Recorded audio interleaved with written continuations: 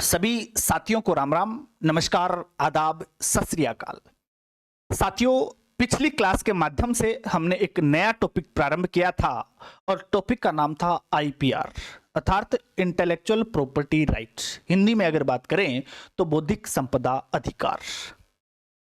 और आज के इस सेशन में हम चर्चा करेंगे कि व्यक्ति की जो बौद्धिक संपदा है, व्यक्ति की जो बौद्धिक संपत्ति है, उस संपत्ति को किस किस तरीके से प्रोटेक्शन दिया जा सकता है कि कोई उसका व्यावसायिक दुरुपयोग नहीं कर सके, उस संपत्ति पर उसे निर्मित करने वाले व्यक्ति का ही अधिकार रह सके।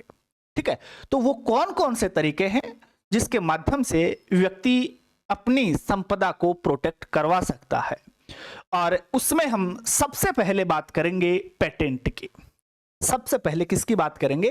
पेटेंट की। तो पहला तरीका अपना कौन सा है? पेटेंट है, जिसके माध्यम से व्यक्ति अपनी बौद्धिक संपदा को प्रोटेक्ट करवा सकता है। ठीक है, तो देखिएगा, पेटेंट एक संपत्ति से संबंधित अधिकार है। किससे संबंधित है? संपत्ति से, या फिर मैं कहूं कि उसकी संपदा से संबंधित, जो आपने आविष्कृत करी है ना, जिसका आपने आविष्कार किया है। यह पेटेंट प्राप्त करने वाले को राज्य से मिलता है। किससे मिलता है? राज्य से मिलता है। जिसने पेटेंट प्राप्त किया है उस व्यक्ति को किसके माध्यम से मिलता है? राज्य से मिलता है। ठीक है, इसके माध्यम से पेटेंट किए गए आविष्कार के स्वामी को, जिस व्यक्ति ने आविष्कार किया है, उसको उचित अनुमति के बिना उस आविष्कार का उपयोग करने से अन्य लोगों को एक निश्चित समय तक के लिए रोक दिया जाता है। जो मालिक है, जिसने आविष्कार किया है, उस व्यक्ति की अनुमति के बिना कोई दूसरा व्यक्ति उसके आविष्कार का प्रयोग नहीं कर सकता। उसकी अनुमति के बिना, बिना अनुमति के आप किसी के आविष्कार का यूज नहीं कर सकते, अनुमति लेकर के कर सकते हैं। ठीक है, और एक निश्चित समय होता है उसका। कोई भी आविष्कार किया है आपने और उसका अगर आपने पेटेंट करवा लिया है, तो जो पेटेंट की अवधि है, मान लीजिए 20 वर्ष की पेटेंट की अवधि है, तो इस 20 साल की अवधि में आप किसी और के आविष्कार का दुरुपयोग नहीं कर सकते बिना उसकी परमिशन के। फिर 20 साल के बाद कर सकते हैं क्या? बोले सर हाँ, 20 साल के बाद मान लीजिए आप कर सकते हैं, लेकिन अगर उस व्यक्ति ने 20 साल के बाद भी उस आविष्कार का पेटेंट रिन्यू करवा लिया है, तो जितने साल के लिए रिन्यू करवाया है उस टाइम पीरियड के लिए भी आप नहीं कर सकते। ठीक है, हाँ, उसने रिन्यू नहीं करवाया है तो वो पेटेंट की अवधि समाप्त होने के बाद आप उसका यूज कर सकते हैं। ठीक है, चलो जी। पेटेंट के बिना कोई भी आविष्कार किसी की निजी संपत्ति नहीं हो सकता। आपने कोई आविष्कार किया है और आपने उसका पेटेंट नहीं करवाया, तो आप ये दावा नहीं कर सकते, ये केस नहीं ठोक सकते कि ये मेरा आविष्कार है, इसका प्रयोग ये कैसे कर रहा है। आपने अगर पेटेंट करवा लिया तो फिर पूरा का पूरा अधिकार उस पर आपका है। आपसे पहले किसी और ने पेटेंट करवा लिया तो फिर आपका कोई अधिकार नहीं बनता है उस पर। इसलिए आविष्कार का पेटेंट करवाना जरूरी है। पेटेंट करवाने के बाद ही आप उसके मालिक हैं। जब तक नहीं करवाओगे तब तक आप मालिक नहीं हैं उसके। पेटेंट समाप्त होने के बाद उसका सार्वजनिक उपयोग किया जा सकता है। पेटेंट अगर खत्म हो गया, 20 साल का पेटेंट किसी ने करवाया था, 20 साल खत्म हो गए, उसने रिन्यू करवाया नहीं है, तो फिर उसका सार्वजनिक उपयोग किया जा सकता है। अगर रिन्यू करवा लिया है तो फिर से भी नहीं कर सकते आप। ठीक है, कोई दूसरा नहीं कर सकता। हर आविष्कार का भी पेटेंट नहीं करवाया जा सकता। कोई भी आविष्कार हो, सभी चीजों का पेटेंट नहीं हो सकता। तो हम बातचीत करेंगे कि वो कौन कौन सी चीजें हैं जिनका पेटेंट करवाया जा सकता है, कौन कौन सी चीजें हैं जिनका पेटेंट नहीं करवाया जा सकता। वो सब चीजें भी आज के इस सेशन में हम देखने वाले हैं। देखो, आविष्कार के पेटेंट योग्य होने के लिए आवश्यक है कि वह नया होना चाहिए। कोई पुराना है आविष्कार और आप उसका पेटेंट करवाना चाह रहे हैं तो वो नहीं करवा सकते। आविष्कार बिल्कुल आपने नया किया है तो ही आप उसका पेटेंट करवा सकते हैं। उसे कोई आविष्कार प्रक्रिया जुड़ी हुई होनी चाहिए।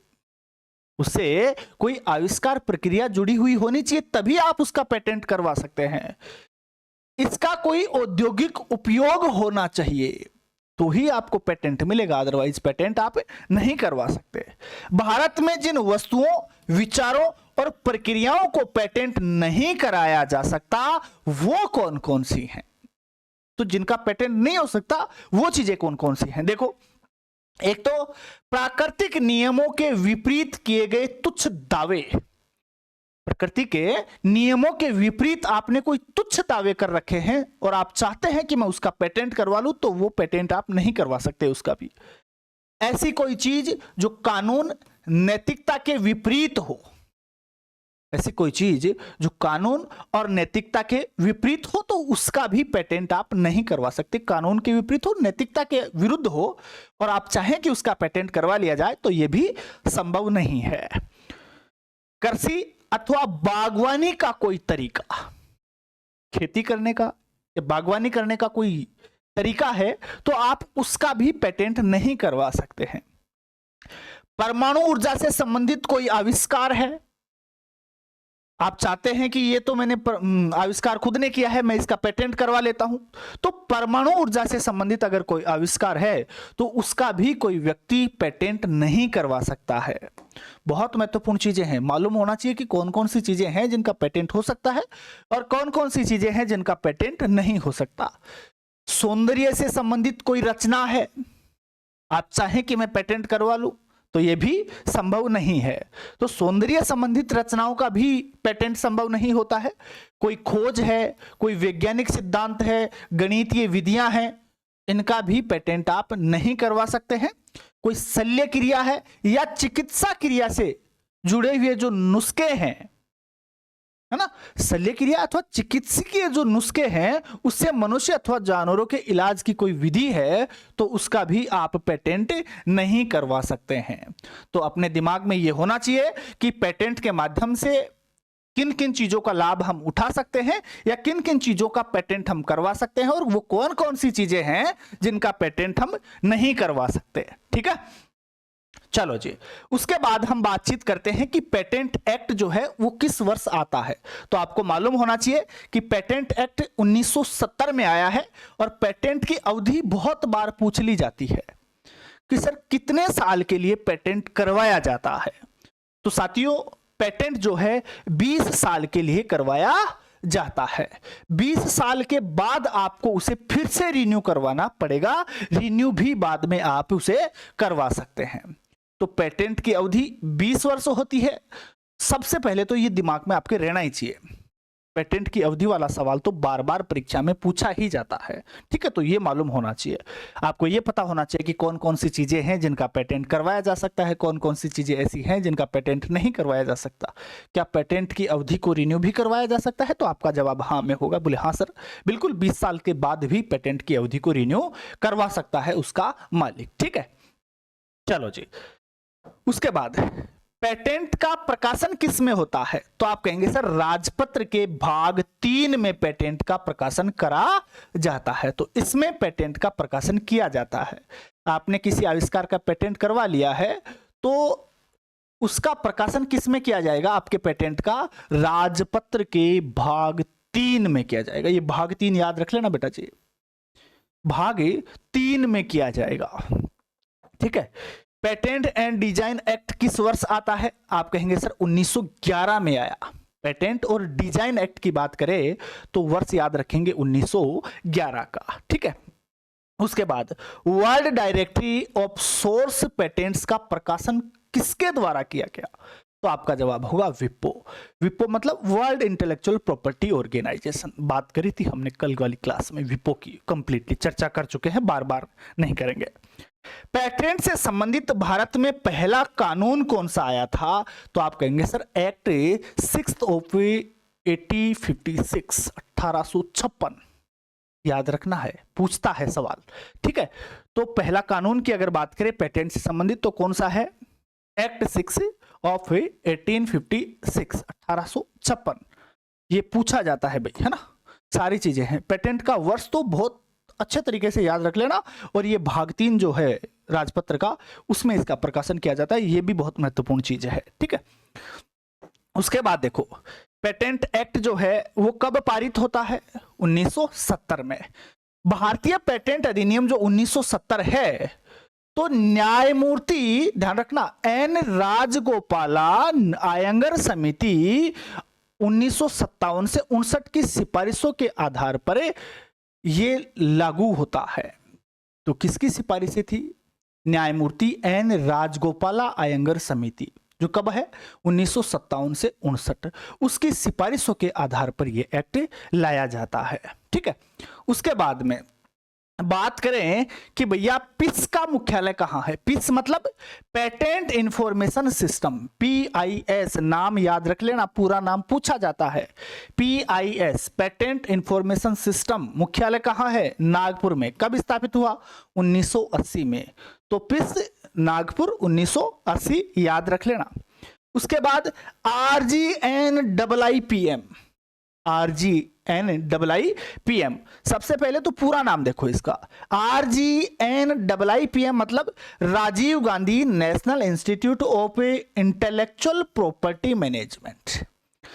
R मतलब राजीव, G मतलब गांधी, N मतलब National Institute of Intellectual Property Management. तो RGNIIP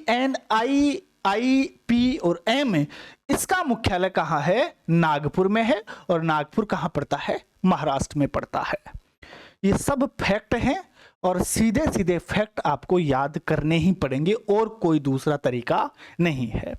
आपको अगर पूछ ले कि बताइए NIIPM का मुख्यालय कहां है, तो भी नागपुर। और नागपुर कहां पड़ता है? महाराष्ट्र में पड़ता है। NIIPM, नागपुर, महाराष्ट्र। पूरा नाम भी परीक्षा में पूछा जाता है, national Institute of Intellectual Property Management. तो इंटेलेक्चुअल प्रॉपर्टी से संबंधित जो भी चीजें हैं वो आपको परीक्षा में बार बार पूछी जाती हैं, और ये टॉपिक आपकी परीक्षा में लगभग देखने को मिलता ही है। और लाइब्रेरी साइंस में कोई भी सिलेबस हो, किसी भी स्टेट में वैकेंसी हो और उसका सिलेबस हो, उसमें ये आपको देखने को मिलेगा ही मिलेगा, ठीक है। IPR वाला टॉपिक शामिल रहेगा, और IPR है तो फिर आपको पेटेंट पढ़ना पड़ेगा, कॉपीराइट पढ़ना ही पड़ेगा, ये सब चीजें पढ़नी पड़ेंगी। उसके बाद में CGPDTM, पूरा नाम क्या है? तब कहेंगे sir controller general of patents, designs, trademarks, Indian patent office के नाम से ये प्रसिद्ध है। पूरा नाम आपको पूछा जाता है बेटा, पूरा नाम पूछे तो क्या कहेंगे? Controller general of patents, design and trademark. ये पूरा नाम याद रहना चाहिए आपको CGPDTM का। इसको इंडियन पेटेंट ऑफिस के नाम से भी जाना जाता है, जो कहां पर है? मुंबई में है। कब स्थापित हुआ? 1912 में, ठीक है। याद रख लेना अच्छे से, बेहद महत्वपूर्ण चीजें हैं सबकी सब। आपसे सवाल पूछे कि भैया पेटेंट के कार्यालय कितने हैं, कहां कहां पर हैं, तो जवाब होगा सर पेटेंट के कार्यालय हैं 4। मुख्यालय तो है आपका कोलकाता में, और ब्रांच है दिल्ली, मुंबई और चेन्नई में। तो पेटेंट कार्यालय का, या फिर मैं कहूं पेटेंट का मुख्यालय जो है वो तो कहां है? कोलकाता में। उसके अलावा ब्रांचेज कहां कहां है? दिल्ली में है, मुंबई में है और चेन्नई में है। तो चारों कार्यालय भली भांति याद कर लेना, पूछे जाते हैं। उसके बाद में इन्पाडोक जो है उसका मुख्यालय कहां है? इन्पाडोक वियना ऑस्ट्रिया में है। इन्पाडोक से आशय है the international patent documentation centre, the international patent documentation centre अर्थात इन्पाडोक। और इन्पाडोक का मुख्यालय जो है वो कहां है? वियना ऑस्ट्रिया में है। इन्पाडोक, वियना ऑस्ट्रिया। मेरे ख्याल से अब तक कोई समस्या आपको नहीं आई होगी, कोई ऐसी बात नहीं होगी जो मन में कोई किसी भी प्रकार का संशय पैदा करे। बहुत आसान चीजें हैं, सीधे सीधे फैक्ट हैं, डायरेक्ट दिए गए तथ्य हैं, सीधा आपको भी उन्हें याद करना है। रटने वाली चीजें हैं अभी तक ना, समझने वाली कोई खास चीज नहीं आई है। समझने वाली जो चीजें आएंगी वो आपकी दूसरी यूनिट में होंगी, वो बहुत अच्छे से समझना होगा। उसके बाद बात करें कि साउंड रिकॉर्डिंग का पेटेंट कब प्रारंभ होता है। साउंड रिकॉर्डिंग का भी पेटेंट हम करवा सकते हैं, और ये कब शुरुआत होती है? 1877 में। सवाल कई बार पूछ लिया जाता है कि पेटेंट नियमों में अब तक कितनी बार संशोधन हो चुका है, तो जवाब होगा सर पेटेंट नियमों में अब तक 8 बार संशोधन हो चुका है। कब कब हुआ है? बोले सर 2003 में हुआ, 5 में हुआ, 6 में हुआ, 6 के बाद 12, 14, 16 और 18। ये सब चीजें महत्वपूर्ण हैं। 3, 5, 6, 12, 14, 16 और 18 परीक्षा में बार बार पूछी जाती हैं। ये वर्ष ऑप्शन में देकर के पूछता है, और ये 8 बार वाला तो बहुत बार पूछ भी चुका है। ठीक है, कि पेटेंट नियमों में संशोधन कितनी बार हो चुका है, ये सवाल बेहद महत्वपूर्ण है, स्टार लगा लेना भैया। हाँ, उसके बाद भारतीय पेटेंट सिर्फ भारत में ही लागू होगा। अगर कोई भारत में पेटेंट आपने करवाया है तो वो ऐसा नहीं है कि वो किसी भी देश में लागू हो जाएगा, नहीं। भारत में करवाया है तो ये पेटेंट सिर्फ भारत में ही लागू होगा, बाहर नहीं होगा। ठीक है, उसके बाद कुछ महत्वपूर्ण शब्द हैं जो इस टॉपिक से रिलेट करके पूछ लेता है डायरेक्ट। तो ट्रोट क्या है? ट्रोट का अर्थ पूछ लेता है कई बार ना। ये शब्द हैं जो डायरेक्ट पेपर में दे देता है कि ट्रोट का संबंध किससे है, ट्रोट का अर्थ क्या है, बस सीधा पूछता है। तो ट्रोट मतलब है उल्लंघन, इन्वेंटिव स्टेप मतलब अस्पष्ट, ये सीधा पूछता है, इसलिए मैंने दिए हैं डायरेक्ट। परीक्षाओं में मैंने बहुत जगह देखे हैं ये शब्द जो आईपीआर से रिलेट करके पूछता है। उसके बाद एनडीए मतलब नॉन डिस्क्लोजर एग्रीमेंट, हिंदी में कहें तो गैर प्रकटीकरण समझौता, पूछ लेता है कि पूरा अर्थ क्या है इनका। ठीक है, तो इसलिए ये डालना भी जरूरी होता है कई बार। तो अपना पेटेंट कंप्लीट है। उसके बाद में जो और तरीके हैं उनकी भी चर्चा करेंगे, लेकिन इस क्लास में ना करके अगली क्लास में हम बातचीत करेंगे। ठीक है, तो ट्रेडमार्क वगैरह की भी बात करेंगे, कॉपीराइट एक्ट वगैरह की भी बातचीत करेंगे। तो धीरे धीरे सब चर्चाएं हम करेंगे, सारे तरीके हम देखने वाले हैं। उम्मीद करता हूं आज का सेशन आपको बहुत अच्छा लगा होगा, सारी चीजें अच्छे से आपने कवर करी होंगी। चलिएगा, बहुत बहुत आप सभी लोगों का धन्यवाद। मिलेंगे कल वाली क्लास में ठीक शाम 8:30 बजे। तब तक के लिए जय हिंद, जय भारत।